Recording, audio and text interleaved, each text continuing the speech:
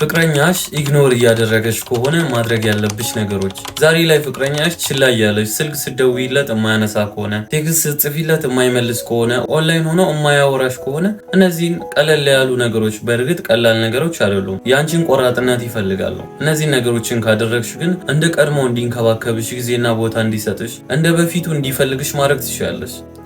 በደንብ አዳምጪ።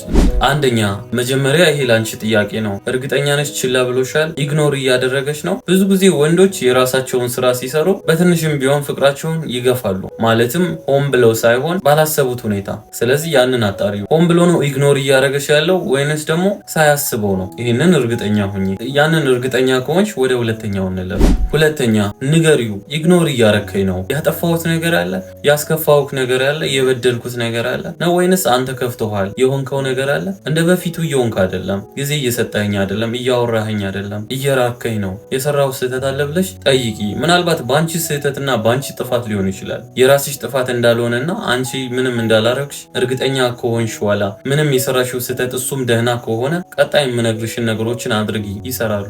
ሶስተኛ፣ እንደዛ ብለሽ ከነገርሽው በኋላ ምንም እንደሌለ እርግጠኛ ከሆንሽ ሆን ብሎ ነው ኢግኖር እያደረገሽ ያለው። ስለዚህ ቆም ብሎ ራሱ እንዲመለከት ጊዜ ስጪው። ማለት ድጋሚ አትጠይቂው። ደውልልኝ፣ አውራኝ ምናምን አትለማመጪው። ልመና ነው የሚሆነው። ፍቅር በልመና የማይሆን ነገር ነው። አንደኛው ወገን እሽሩሩ እያለ እየለመነ ሌላኛው ወገን ደረቱን ገልብጦ የሚኖርበት ግንኙነት አይደለም ፍቅር። ሁለታችሁም በተመሳሳይ ነው መልፋት ያለባችሁ ፍቅር ውስጥ ስትሆኑ። ስለዚህ አትለምኚው፣ አትለማመጪው። ዋጥ አርገሽ ያዢ፣ ክብርሽን ጠብቂ። ድጋሚ ጊዜ ስጠኝ፣ እንገናኝ፣ ደውልልኝ እያልሽ እንዳትጠይቂው። ይህኔ ወደ ራሱ ይመለከታል። እንደ በፊቱ እንዳልሆንሽ፣ እየጠየቅሽው እንዳልሆነ፣ እየለመንሽው እንዳልሆነ ያውቃል። ወደ ራሱ ይመለሳል። ያ ካልሆነ ግን አራተኛውን ማድረግ ይኖርብሻል። አራተኛ፣ ሰውን ኢግኖር የሚያደርጉ ሰዎች በራሳቸው ያ ነገር ሲደርስ ይከፋቸዋል። ወደ ራሳቸው ወዲያው ይመለከታሉ።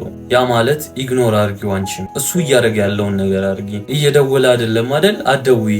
እንገናኝ ቢልሽም እንዳታገኘው፣ አይመቸኝም በይ። እሱ እያደረገ ያለውን በተቃራኒ አንቺም አድርጊ። ቴክስት እየመለሰ አይደለም? አትመልሺ። አይቶ ጸጥ እያለ ነው? አንቺም አይተሽ ጸጥ በይ። በዚህን ጊዜ እያደረገ ያለውን እያረግሽ እንደሆነ፣ ከሱ እየራክሽ እንደሆነ፣ ስህተት መስራቱ እሱ ላይ እያስጨከነሽ እንደሆነ ይገባዋል። ብዙ ጊዜ ኢግኖር የሚያደርጉ ሰዎች ኢግኖር ሲደረጉ ኢግኖር ማድረጋቸውን ትተው ስርዓታቸውን ይይዛሉ። ስለዚህ ኢግኖር እያደረገሽ ከሆነ ኢግኖር ባክ አድርጊው። በዚህን ጊዜ ወደ አንቺ ትኩረቱን ያደርጋል። ወንድ ልጅ የገፋው ነገር መልሶ ሲገፋውና የናቀው ነገር መልሶ ሲንቀው አይወድም። ስለዚህ ከዛ ነገር ጋር ሰላምና ፍቅር ለመፍጠር የቻለውን ያደርጋል። ያ ማለት ኢግኖር ባክ አድርጊው እያልኩሽ ነው። በደንብ ይሰራል። በእርግጥ ትንሽ ጊዜ ይወስዳል። ዝም ይልልሽ ይችላል። ወደ ራሱ እስኪመለስ ነው። ቆም ብሎ ነገሮችን እስኪያገናዝብ ድረስ ቢያንስ 2-3 ሳምንት ሊፈጅ ይችላል። ነገር ግን ተመልሶ አንቺው ጋር ነው። አምስተኛ፣ ይሄኛው ከባድ ነው። ይህን ውሳኔ ለመወሰን ትንሽ ጠንካራ ሴት መሆን አለብሽ። ሳትቀደሚ ቅደሚ። ምን ማለት ነው መሰለሽ? ኢግኖር አድርጓችሁ ካሉ በኋላ እንለያይ ነው መጨረሻቸው። ስለዚህ ልክ እነሱ ኢግኖር ማድረግ ሲጀምሩ የኢግኖር መጨረሻ መለያየት ነው። ኢግኖር እያደረገሽ ከቆየ በኋላ መጨረሻ ላይ አንቺም እየለመንሽው ጊዜ ስጠኝ እንጂ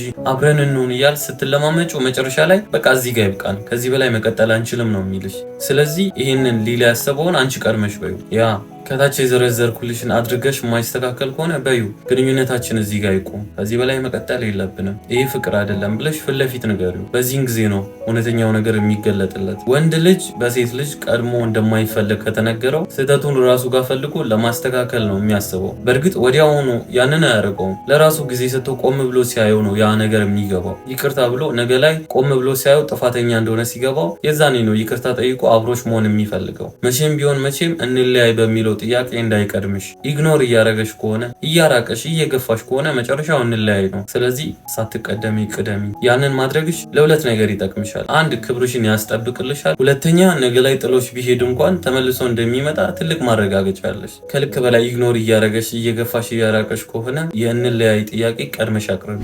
ስድስተኛ፣ ደስተኛ ሁኚ። ከህመምሽ ጋር ተጋፈጪ።